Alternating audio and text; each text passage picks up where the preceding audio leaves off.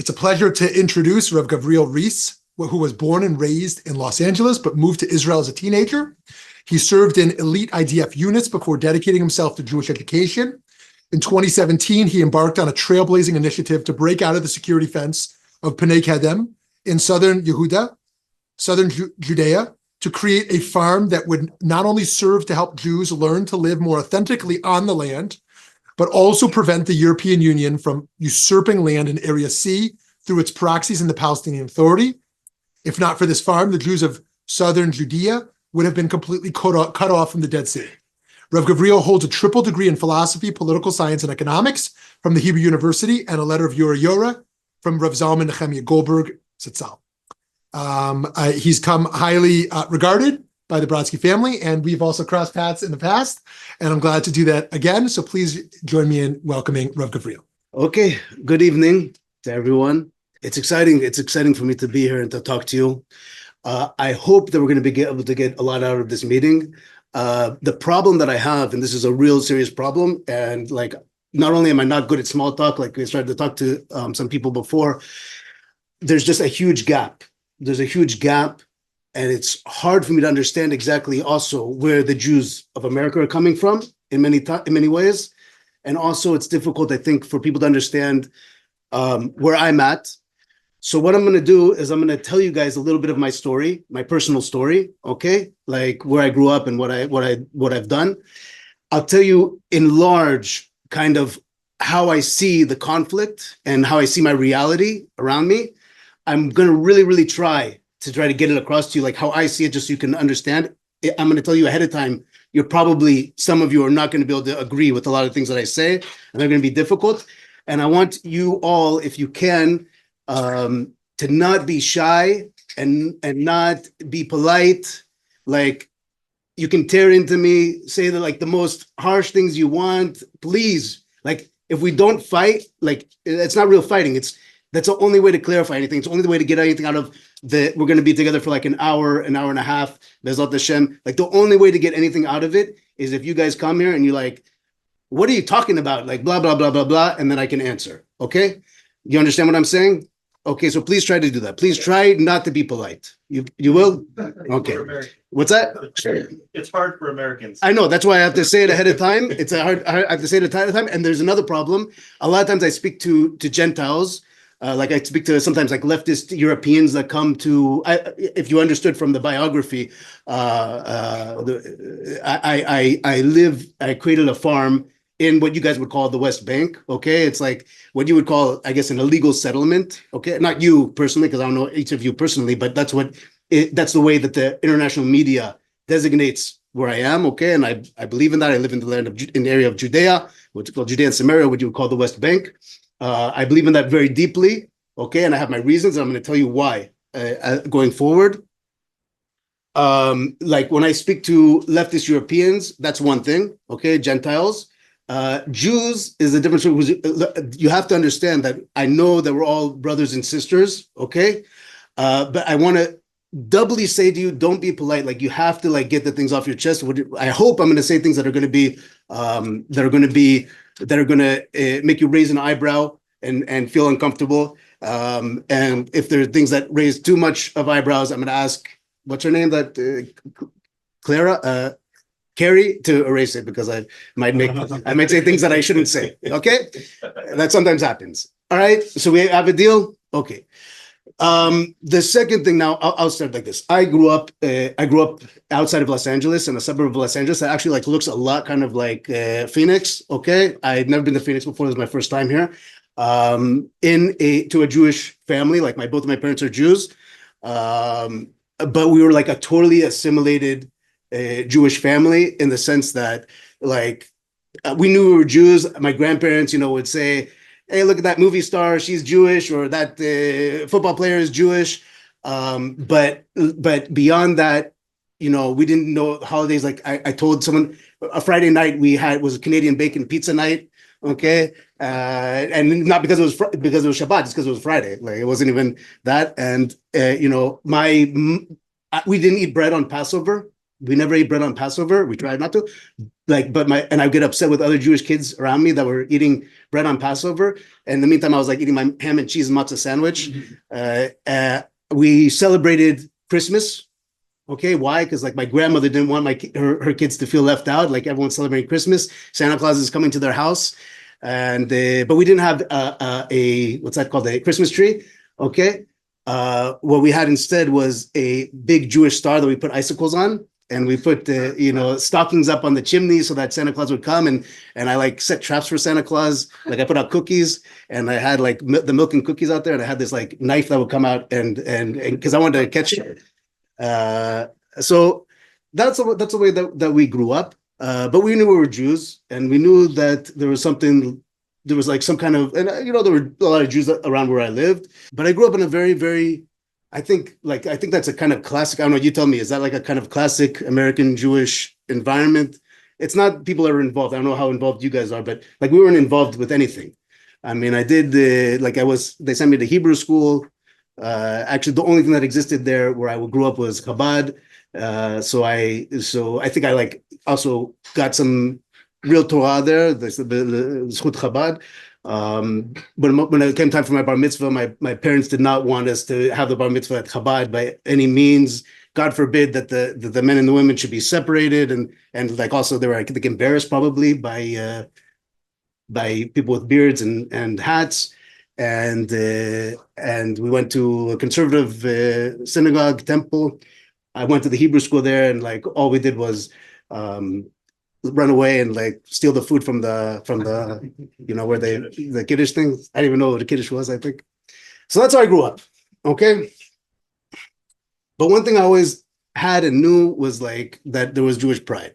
Like that was passed on. It was kind of that there was something like important, and I always like knew people around me that there were Jews.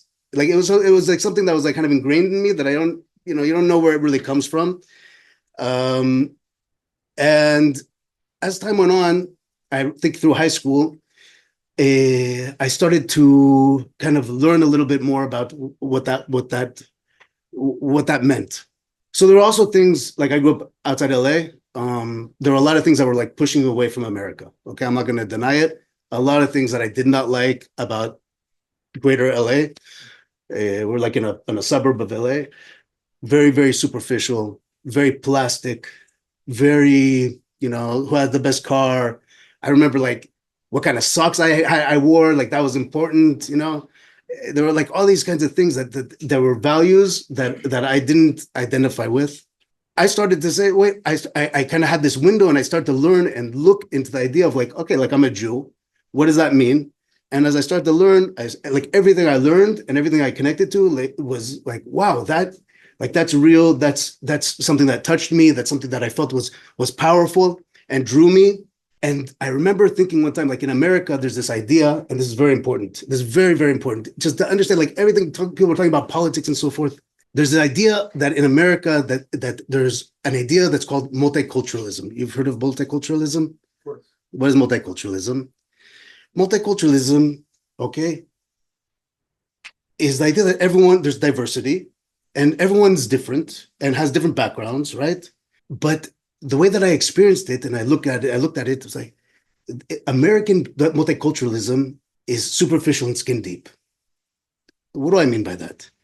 Like, okay, maybe you're Irish and you have St. Patrick's Day, and maybe you're Chinese, you have Chinese New Year, and maybe you're Jewish and you have like a menorah. But really, everyone deep down are good Americans.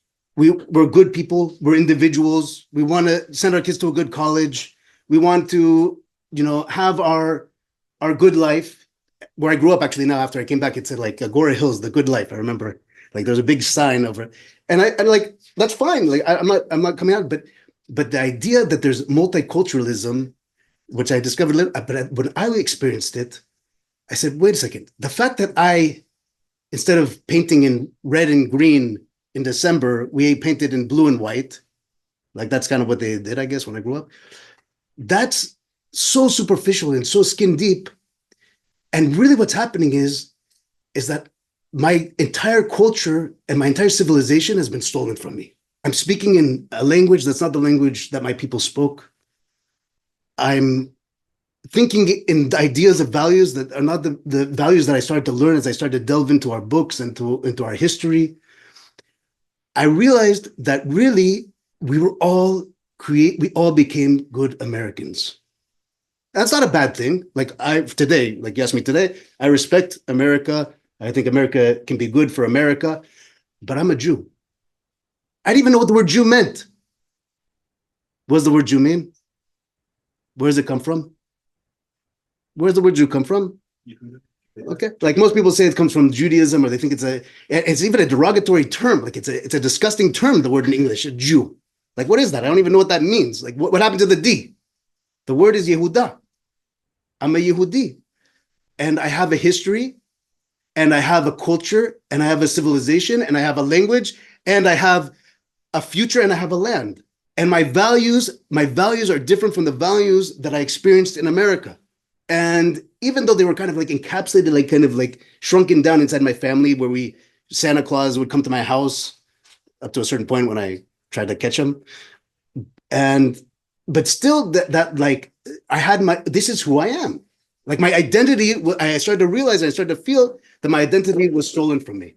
And I think that, by the way, that's true not only for the Jews of America. I think it's true for all, like when I meet, I don't want to use terms that are considered derogatory in America, but of all the different ethnic groups that we meet in America, from America, like one time I made a mistake. I accidentally said the word Eskimo, and I didn't realize that was a derogatory term. And so I'm very careful now, but you understand what I mean. All different ethnic groups that we meet, I think that their cultures and their civilizations were watered down and taken away from them.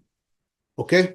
And they were convinced, like the idea of multiculturalism in America is the idea of diversity on a superficial level to show you, no, we do celebrate diversity, but in a sense,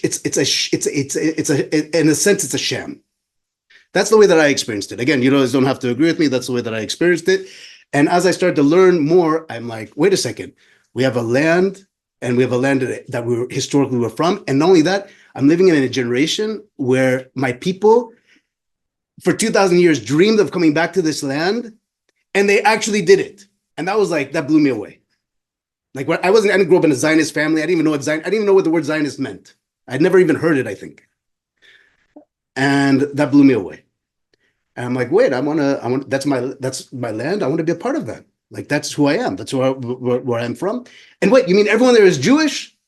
And I'm like, that blew me away. That blew me away. Anyway, like I said, there were forces that were pulling me and forces that were pushing me away. And the result of those forces was that when I actually left home when I was 15 at first. And eventually at the age of 16, I came to Israel. I'm not going to get into all the details, but I came and I finished high school in a boarding school in Israel, in an agricultural high school called the Pardes Chana. And my intention when I came was, I don't care what it looks like. Like, what are you doing? You're going to go there and there's a bunch of camels. I had no idea. I never met people really, but I'm like, I know that I'm connected to that place. Like, I know that place is mine. And I came to Israel. I finished high school in Israel. Before I made Aliyah, I came back to Los Angeles just to make sure, I want to make sure that I'm not running away from anything. I was in Los Angeles for a few months. I was also not 18 then, and then I filed by myself with the Jewish agency to go to make Aliyah. And when I made Aliyah, they gave me a list of places I didn't know where to go. So they gave me, I knew I had to go to a kibbutz because I had no money. So that was number one. And then they gave me a list of, and I wanted to go to a religious kibbutz because I'm like, wait, I didn't come to Israel to be with a bunch of Swedish girls and things like that. Like, I had been there, done that. And so I got a list of religious kibbutzim. I'd actually visited a friend of mine who was in Kibbutz Mizra, he was trying to become religious, and he went to the Kibbutz Mizra. I don't know if you guys know what Kibbutz Mizra is. Does anyone know? So they raised pork there. And I had been there. It was a cool place. I like it. And I still, to this day, I have friends there and stuff. But I didn't want to go there. I'm like, I have to go to a religious kibbutz. I had no idea what that meant. And then they gave me a list of places. And one of the places said air-conditioned rooms. And I said, that's the place I'm going to. And then when I got there, I realized why they had to have air-conditioned rooms. It was in the Beit Shean Valley. I went to Kibbutz Deriyahu. I went to Ulpan. I studied Hebrew. Later on, they threw me out of the ulpan, and then I went to this yeshiva nearby. Like I just started sleeping on the bed there, and they accepted that I was there. And then I ended up afterwards going into integrating, going into the army. I went into the army originally. I was in the Air Force, flying helicopters. I crashed a helicopter, and then they threw me out of there. There's a lot of places they throw me out of. And later, then I went to a unit called the EGOS, where I did most of my active service. In any case, later on, like I had all these kinds of a lot of things obviously happened. I went studying university, and I'll get to the end. I met my wife. My wife, she was actually supposed to come here also to talk to you guys, and I wish she was here. She also has a very interesting story. She grew up the daughter of a Reform rabbi, who was a very big leftist. Zichron Levacha, he's passed away since then, but he was a big left. He was on the Meretz. If you guys know the Meretz party, it's like one of the more extreme leftist peacenik parties in Israel. And he was a big Zionist, but he was also a very big Reform rabbi leftist, as I'm sure you're familiar with people similar to this. And she grew up in a very leftist household, where they believed, like the Oslo Accords for them, when there's a picture of, that her father was at the ceremony where they received the Nobel Peace Prize, Yitzhak Rabin and Yasser Arafat, and she had shirts of like Peace Now, and she went to demonstrations, and with the withdrawal from Gaza, she was out there demonstrating for the Jews to be pulled out of Gaza. And she has her own story, but unfortunately, next time we come to Phoenix, maybe she'll come and tell you. We ended up meeting. We met actually with a group of Jewish students. We met in Auschwitz. That's where I say we met, but guiding a group there together, and we got married. And slowly, I started a process of really like what you call, I guess, chazara b'tshuva. I started to become more observant, and I started to learn more. Won't get into all of the details.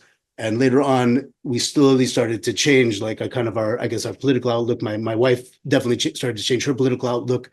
We went and moved to, at first, what's called a legal settlement, okay, in the West Bank, in Judea.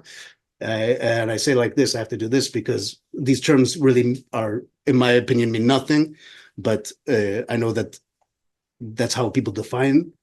It was not an easy thing for her family at all. Later on, then we moved to an illegal settlement, okay, between Bethlehem and Hebron, on the east side, a little bit over the Judean desert. And then later on, we made like the step was the big step where we actually set up a farm outside of the legal settlements. We're like illegal.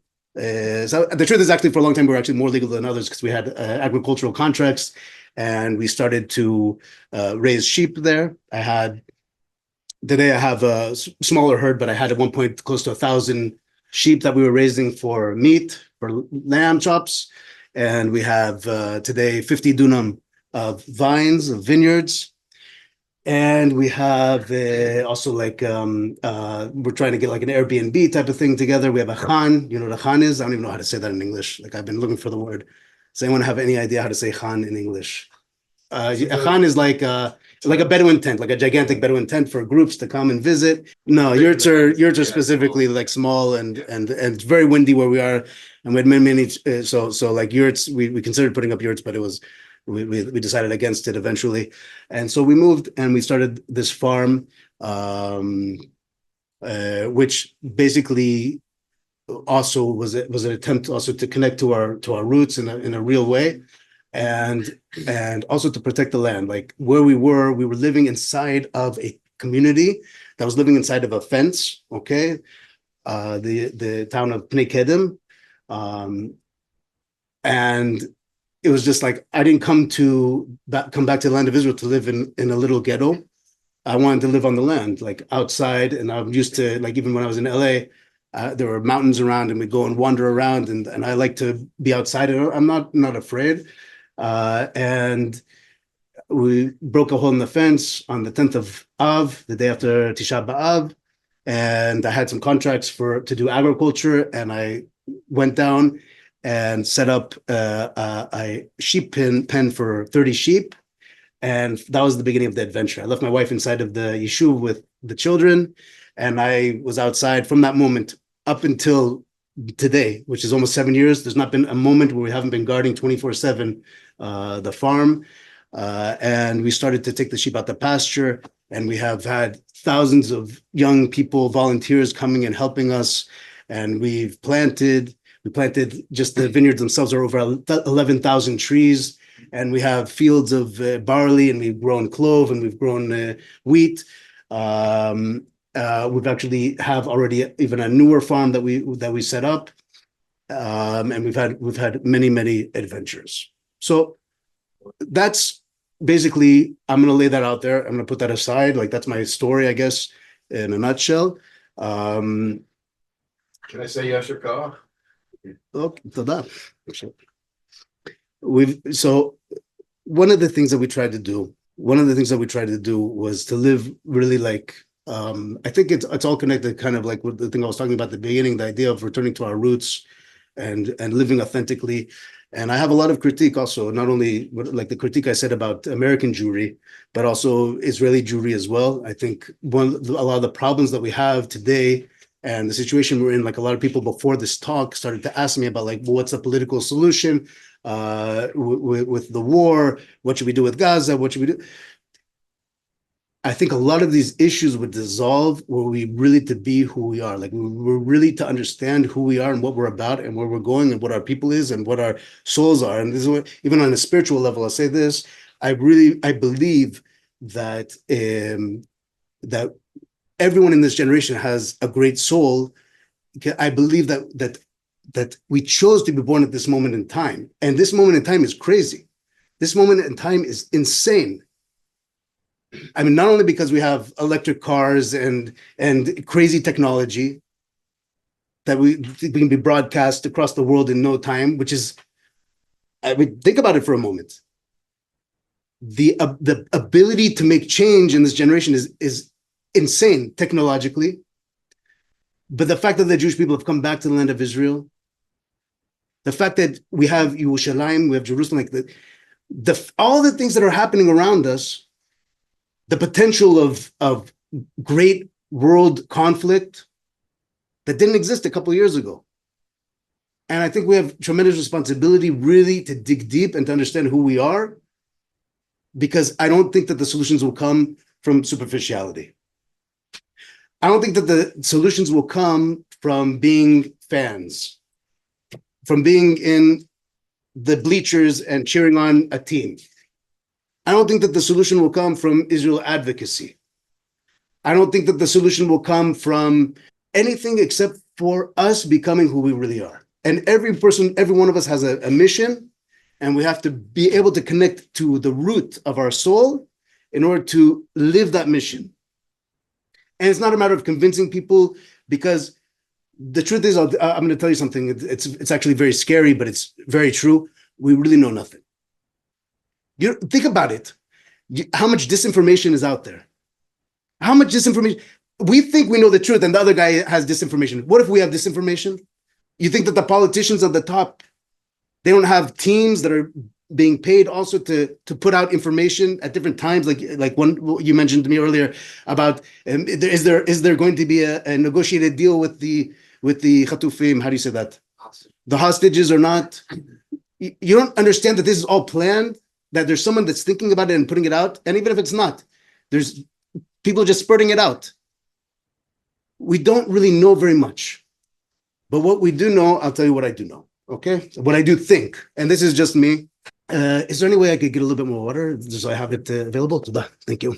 Oh, all the dogs really like me. I think they smell the sheep on me. Like, everywhere I go now, the dogs are coming to me. Go away. Yeah, thank you. And for, like, my dogs on the farm, I train them with I'm also very harsh with them on purpose. Like, I mean, that's the way you train. And thank you so much. But I'm afraid I don't want to be harsh with other people's dogs. That would not be nice. Okay. So I'm gonna split it out there, and then hopefully this will become like the point of discussion, so that we can have somewhere to talk about. most of the people who come and talk to us, they ask me, like, well, what's the solution? What's the political solution? And I'll put it out there. For 100%, I am 110% against the idea of dividing up the land of Israel, of a two-state what? Solution. It's been ingrained. I think that the division of land is impossible. I think the division of land is unjust. I think that the stubborn insistence to continue to try and push this agenda is what actually causes conflict rather than solves conflict, and creates more problems. I think it's something that was brought on by the Western powers, an agenda that they have that's been pushed upon us. And I'll tell you why, briefly, why I think it can't be and why it shouldn't be, and why. And the best argument that I heard was actually from a Palestinian Arab from Bethlehem that I know, who he also was totally against the idea of dividing up the land. And by the way, I almost never meet Arabs and I have contact with them all the time. Like, by the fact that I raise sheep, okay, that makes me like a cool guy in Arab society. Me and them, we get along. They always know like what the price of sheep is. They always know how much it is per kilo. And also I have to build my business around their holidays because they're the ones that are 80% of the consumers of lamb today in Israel is Arab and Druze society. So I actually calculate my lambing season according to Ramadan and Eid al-Adha, because that's when the prices are highest. Okay. So what this Palestinian Arab said, and I from Bethlehem, he said, look, the idea of the two-state solution, so-called solution, is based upon a line called the Green Line. You guys know what the Green Line is? What's the Green Line? 67 borders. Excellent. That's absolutely wrong. That's what everyone says, Right. except for last night someone said something different and gave a right answer, but don't worry, you're not on camera, so no one knows that. But it wasn't the 67 border. The Green Line was the 1949 armistice line. It was a ceasefire line. In other words, what happened in 1949? The Jews had their guns and the Jordanians had their guns. And then the generals said, okay, we're going to stop shooting at each other. And they drew a line in the map, and wherever these guys held and these guys held, that's what became the armistice line. And that's when Jordan took over what it became known later on as the West Bank of the Jordan River, which actually my father was there and he's like, well, where's the river? Because you don't see the river. It's just it's a misnomer. The name West Bank has absolutely nothing to do with the actual region itself. It's not even close to the Jordan River, most of it. Okay. So this Green Line became the idea that we're going to divide up the land, and that makes a lot of sense in the Western mentality. In Western mentality, like, okay, you have two people fighting over something. Let's just divide it up. We'll cut it in half. You get half, and we'll compromise, right? That totally makes sense in the American Western mentality. It totally makes sense. But what's the problem with this Green Line? The Green Line has no historic relevance. It has no topographic relevance. It has no geographic relevance. It has no ecological relevance. It has no economic relevance. It's just a random line that was drawn on a map with a marker where two generals decided to stop shooting at each other. Where's the problem? If you ask most like a Palestinian Arab Christian from Bethlehem, but where are your holy sites? Like, where are the places you're connected to? He's connected to places like Nazareth, like the Galilee, right? That's part of his identity. Where is this? On the supposed Jewish Israeli side of the Green Line. And if you ask an Arab whose family, let's say, were refugees from, I don't know, Beit Jubrin, which is now Beit Guvrin, right? The guys who live in the refugee camps, like nearby me in El Arub. What are the places that you're thinking of? You're thinking of Akko, of Jaffa, of all these places that are on the supposed Israeli side of the Green Line. And if you ask a Jew who's deeply connected to his identity, like connected to the story of his people, our history did not take place in Tel Aviv and in Haifa and so forth, and in Netanya. Our history took place where we connected to the land of Judea. In other words, Hebron, Bethlehem, Yerushalayim, Beit El, Shechem, Yericho. These are the places that resonate with the identity of the Jewish people. And Jews who are like deeply connected to their identity, like people like, I consider myself among them, and I know many like me. I think that the majority in the land of Israel.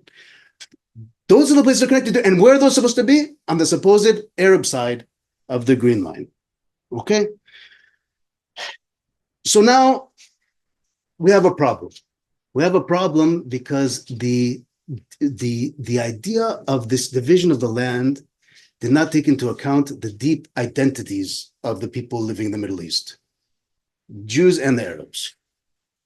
Both the Jews and the Arabs, okay, they don't see things like American Westerners. West American foreign policy says something like this: everyone in the world are actually good Americans, deep down. Some have already seen the light and watch NBA basketball and drink Coca-Cola and want to put up a white picket fence and want to send their kids to a good university. And some have not yet seen the light. And so we'll show them the light. We'll remove Saddam Hussein, and all of a sudden everyone will jump up and want American democracy, one man, one vote. What the American mentality misses is that might be true about Americans, but it's definitely not true about the Middle East. In the Middle East, people have tribal identities. They have tribal allegiances, history, religion, a collectiveness, collective identity. These things are so dear to the people that people are willing to live and fight and kill and die for the things that they believe in. So the American comes and he says, "No, multiculturalism. You guys will have you guys will have Hanukkah, and you guys will have the Christmas, and you guys will have Chinese New Year, and you guys will have." No.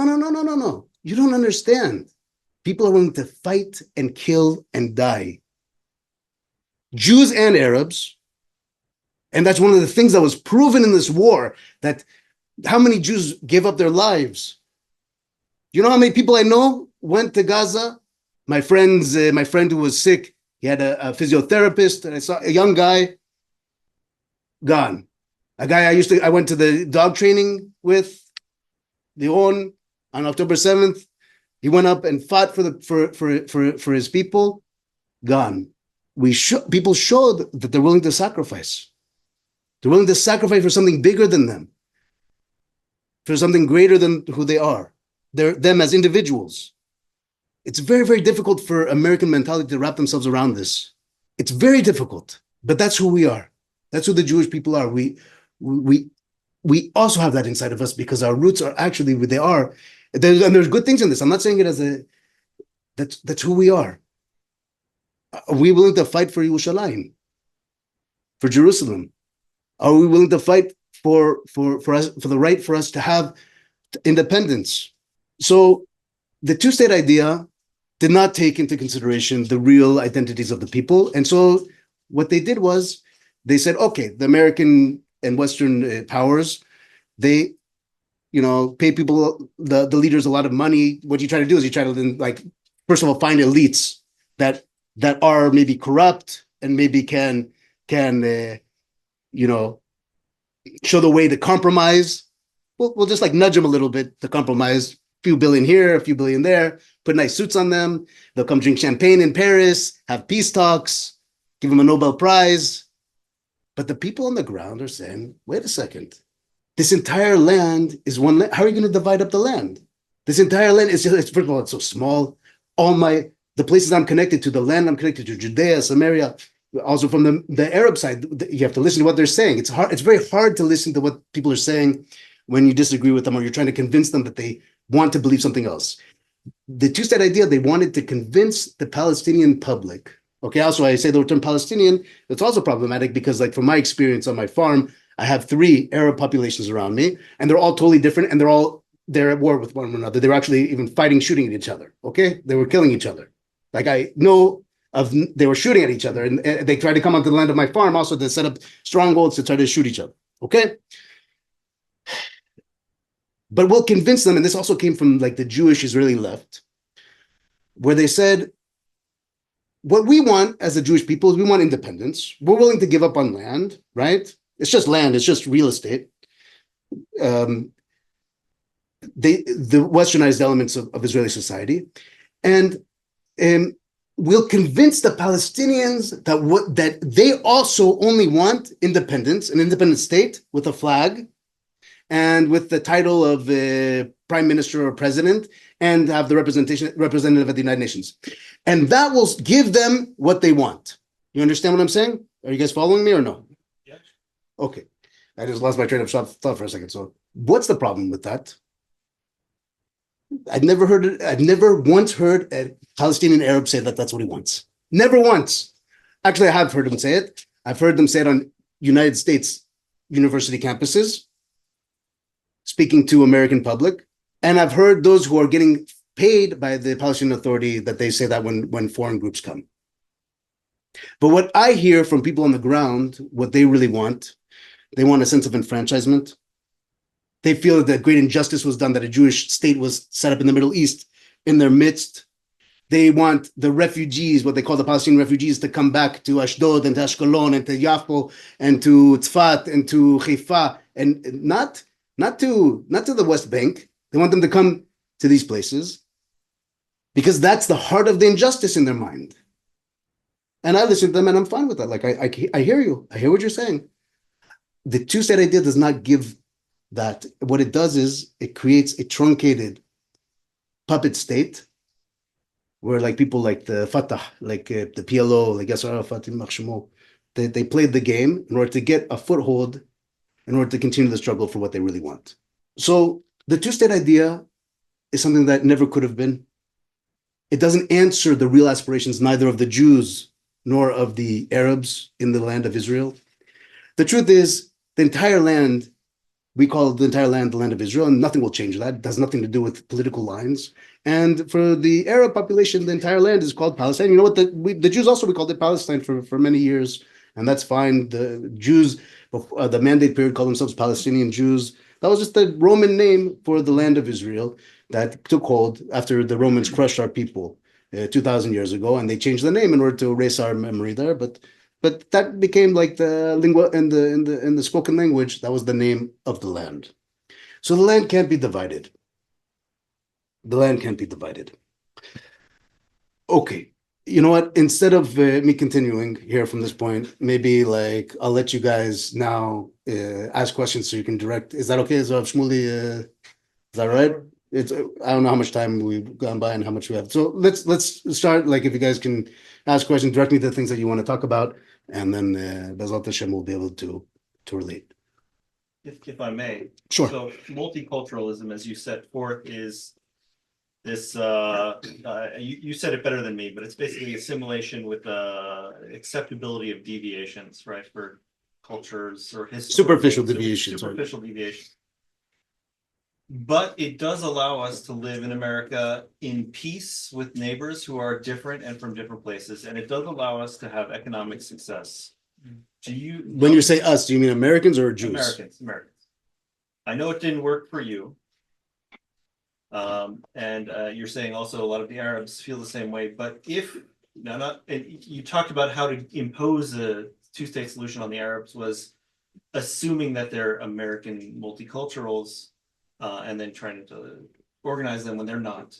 But wouldn't we have a better success at achieving, wouldn't we have a better likelihood of achieving peace with the Arabs if the Arabs became multicultural, if they gave up their willingness to fight and die for the land that Muhammad had conquered 1,400 years ago? You speak like the United States State Department.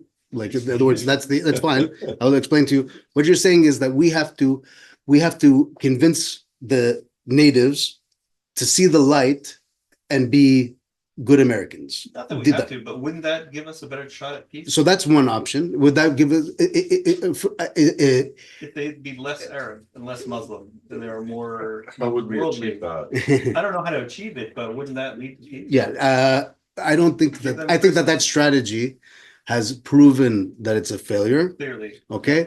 In other words, let's say if like all the Arabs were to go away and instead there were like a bunch of Swedes there, right? Like we transplanted them. Would we then be able to have peaceful relations with the Swedes? Okay. I think so. Right. But that's like a hypothetical question that really has no bearing on reality. Should we move to reform Yeah, Islam? I know. I'm sorry, I know. Yeah, yeah. Should we move to reform Islam or support the reform of Islam so they're not, suicidal terrorists willing to die for this cause? Okay. Take away the cause. So my answer to you is this. Have you read the Quran? Parts, but not. Okay. In the Quran actually has many sources that talk about, for example, even that the Jewish people will come back to the land of Israel. Okay, what's that? Al-Quds is from the word mikdash, right? No, Al-Quds is the Katseh. That's from the word Katseh. That was the far mosque, and then there's also a machloket, a dispute within the Islamic world as to where this mosque was. At a certain time in history, it became consensus that it was in Jerusalem, but that was not always the case, and that was not that time.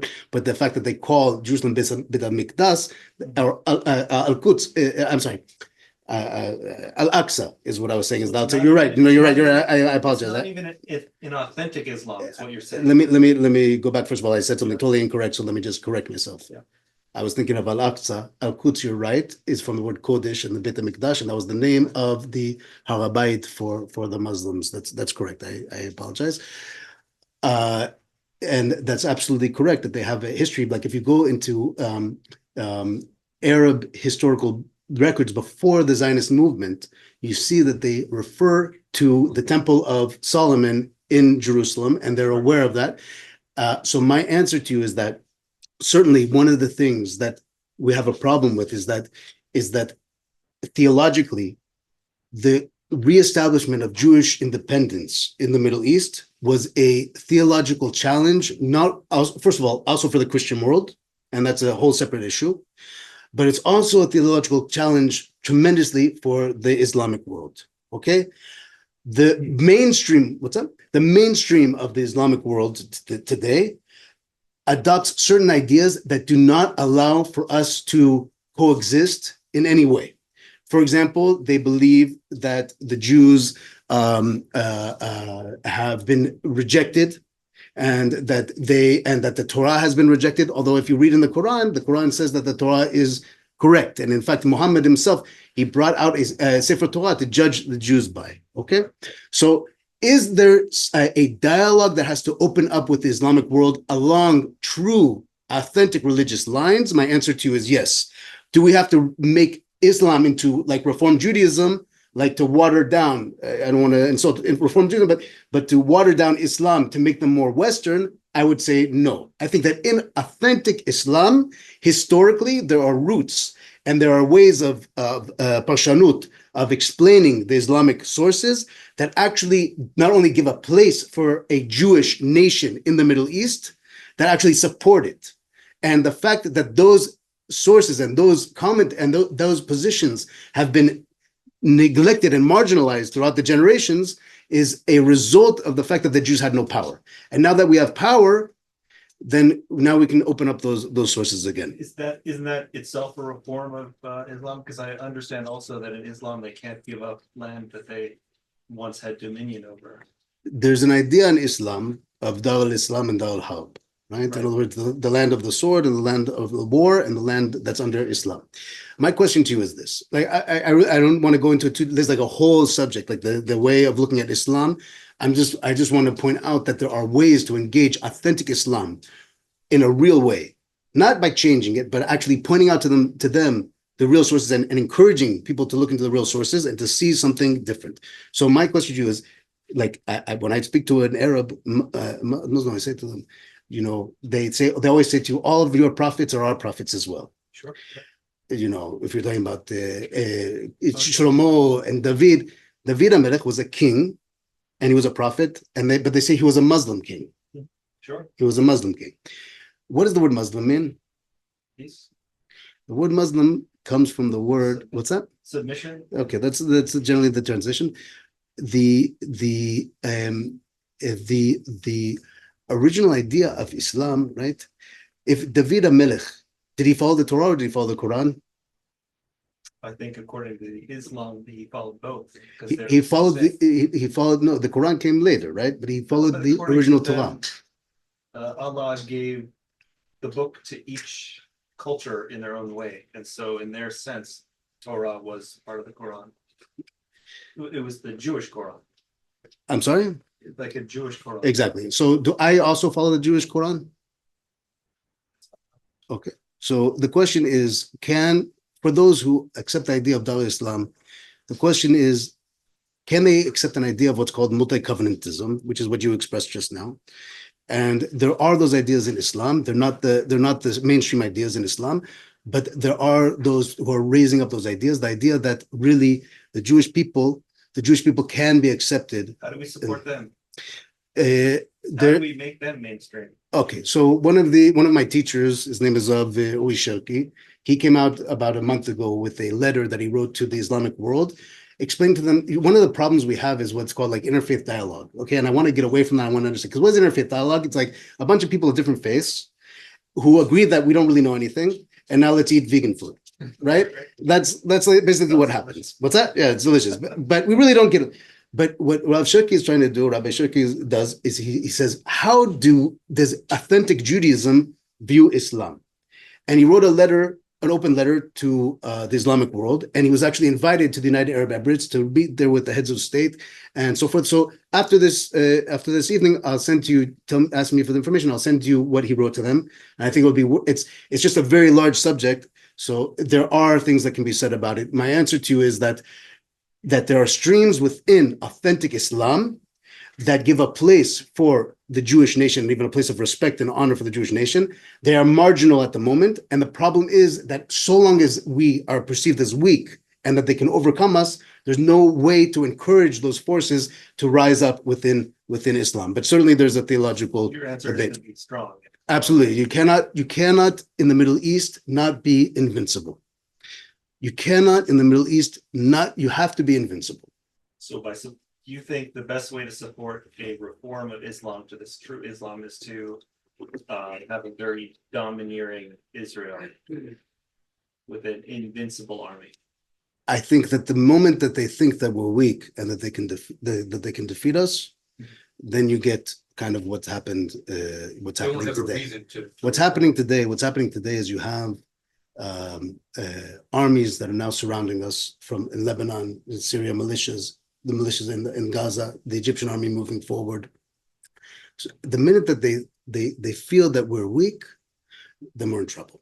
It happens every day, right? What's that? The Israeli position towards Gaza, the Gaza war is a flip-flop on like a weekly basis. Weak, strong, right? We're inviting it. It's a matter of perception. It's a matter of perception. What about if we're trying to sway the mainstream Arabs of the area, the perception is important, right? You want to jump in? Yeah, Sorry. yeah. No. I was just gonna ask for, so if a lot of people say, if you can't divide the land, Yeah. and we have the power, because that's just how the facts of history worked out. So if you look at the Arab story and you say, okay, they kind of got a raw deal. So do we look at that and say, like, how do we deal with that? In other words, do we just say, well, tough crap, Okay. or is there a way that we can kind of like make it right by them, or what do we? Okay, so let me say, we jumped ahead with the tension. Islam is a subject I want to. It's okay, but it's a very huge subject that we would have to discuss separately the details of it. Okay, the bigger issue is this. What I believe is that we're going to have to live together. Okay, we have to live together. Number one of the things that we have to do is we have to understand that we're in the Middle East, and we have to start to think like we're in the Middle East, and that's what our roots are. Okay, one of the problems with us even beginning a discussion where we are is that so long as the people living next to me, the Arabs living next to me, think that it's just a matter of time because we're going to a two-state solution, that the Jews are going to be uprooted and leave here, they have no reason to come and talk to me. And as long as they're getting paid to believe these things, and that's what they are, that's what the Palestinian Authority is about, it's just a matter of time. Just hold out a little bit longer, and they have no reason to come and talk to me. The first and foremost thing that has to happen in order for us to be able to find any kind of way to be able to live together is the idea that we're going to be living together. How is that going to look? How is that going to look? That's a discussion that we have to start to have, that's going to start to take place. Okay, And what's your ideal? what's that? You know how that looks in your eyes. How does that look? Yeah, how does it look in my eyes? Yeah. I know the things that I would not be willing to decide. I would not be able to give up on. Like I would not be able to give up on the idea of a sovereign Jewish state. Okay, in the land of Israel, in the entirety of the land of Israel. Like I believe that this land is ours, and that I'm tied to it. How are the non-Jews going to live together with us? Okay, that's something that we have to be able to have the discussion about how that's going to look. Okay, a lot of people at this point, they come to and say, okay, so you're against a two-state solution, so you're in favor of a one-state solution, right? And my answer is that, no, I'm not in favor of any kind of solution right now. The idea of a solution is also a foreign concept. It's a westernized concept that sometimes there is no real solution. What we have right now is we have two models, okay? We have a model of separation that was enacted in the Gaza Strip, okay? In the Gaza Strip, all the Jews were pulled out and we put up a big wall, right? That's model number one. That's like kind of the two-state idea model. And that didn't work out so well. How many wars have we had since that time?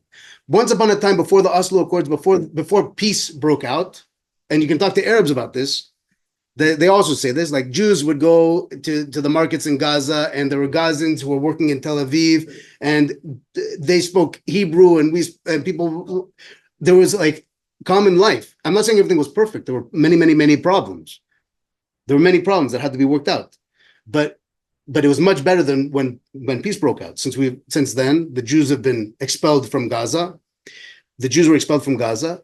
The Hamas, people like to say, took over, but really they were voted into power. That's what happened. Okay, and everyone understands that they were voted into power in the democratic elections, and that's why, by the way, Mahmoud Abbas will not have elections. He's been, I don't know, he's like on his 16th year of his term, because he knows that the majority of the people think Hamas.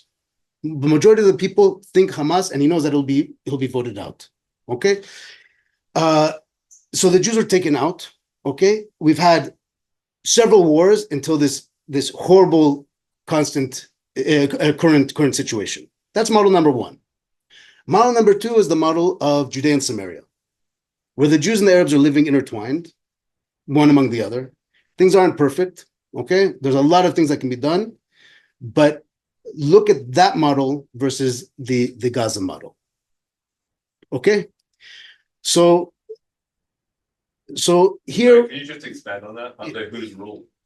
I'm sorry? Under whose rule and what type of government? What I think? Yeah. I believe that it has to be the state of Israel. In other words, that it's a Jewish state, and that we have to be able to create a situation of justice and honor and equality for the non-Jews living in the state, so long as they're not enemies. That's what I believe. So long as they're not what? Enemies. That's right. As long as they're not. Yeah. So do they have to leave or not vote, or I'm sorry? how do we keep it so that the majority of voters are Jewish? Do they have to leave? Do they not have the same rights as everyone else? Okay. So that's always a question that people get to, and I'll tell you my response to that. I believe where we are right now at Jewish history, like we have a big problem, right? Okay. One of the problems we have is that we are convinced that the only way to have democracy is like American style democracy, where in American style democracy, right, you vote for the guy with the best haircut, then you go to sleep for 4 years, and then you vote again for the guy with the best haircut, right? One man, one vote. It might be a good system. It might be a good system for America. It might be a good system for Great Britain. It might be a good system for France. But I don't think that's the only way to be democratic. Okay? Democracy means that the people are sovereign, that the people are choosing. Okay? And in traditional Jewish society, just like in traditional Arab society, there are democratic mechanisms that are different from the mechanisms in the West. So I think we're at a point in history right now where we have to be able to create a unique something unique. I don't know what it might be. We'll have to start to have the discussion. We have to begin that discussion. Like we have to start to sit down and say, okay, we are not going to, the land is not going to be divided. We're going to have to live together. What's really important to the different sides? What are the real aspirations? And we're going to have to try to create some kind of a government that's going to be unique, that's going to solve those. I might have my ideas, someone else might have their ideas, but that's the discussion that has to take place. Friends, let's take one more question if there is one. So I've heard a lot of talk about anti-normalization within Palestinian society, and I'm wondering for you as someone on the ground, how much of a factor do you feel that is? And if you feel that it is a significant factor, how do you think that we can get around that to actually like build connections and build bridges? Okay, that's an excellent question.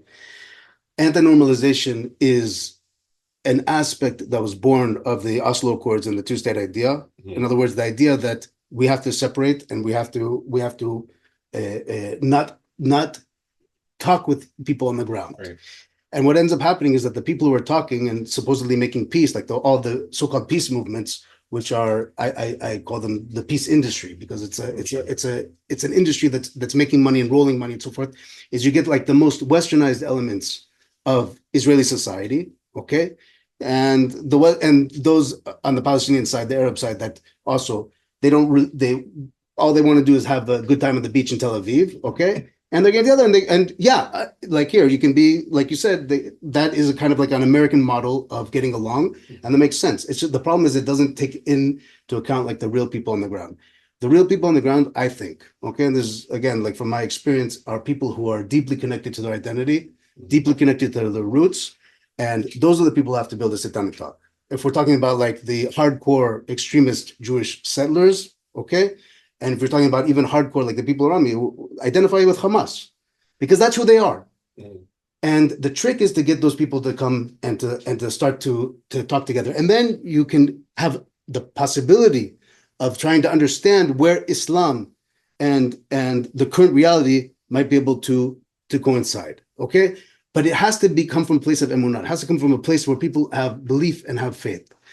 Anti-normalization is a problem. So long as the Palestinian Authority has power, they actually threaten people, and anyone who comes and talks to Jews, like I have a friend who has a real grassroots kind of peace movement where he tries to get Jewish settlers and Palestinian Arabs together to sit down and talk. And the people that he's brought on who want to talk, and those are the people who should be talking, have been even thrown into jail, have been threatened by the Palestinian secret police, have been tortured, some of them, by the Palestinian secret police. And that's all part of the mechanism of the Palestinian Authority, which is supported by the West. And so that is, you're absolutely right, that's a very, very big problem. In Israeli society, we have the ability to be open and to talk about different ideas and to talk about things like people can agree, cannot agree, that's fine. In Palestinian society, that's not the case. And until we, as the Jews who have the power in the land, take responsibility, like a lot of times people around me, they talk about the idea of that the Jews have a right to all of the land. I don't know that we have I agree with that. Like, I think we have a right to the land, but I think that the correct way to look at it is that we have an obligation to all of the land and all of the inhabitants. We cannot shirk our obligation. When you shirk your obligation, you have what you have in Gaza. When you shirk your obligation, you have people who want to normalize with Jews and talk with Jews who are being tortured in Palestinian prisons and are afraid. That's the meaning of power. The Jewish people for the last 2,000 years, we haven't had power, and we have to have power and know how to use it correctly. And I think that's the way to use it correctly. We have to be able to take that first step and to create a reality where like things like anti-normalization cannot take place, and where there's education towards a type of Islam that I don't know if I would call it Reform or Western, but at least to give room for people to bring up ideas that give acceptance to the existence of a Jewish state in the center of the Middle East. And those are okay. Thank you, the Brodsky family, for hosting tonight. A lot to think about how to break out of our Western models of thinking and return to roots.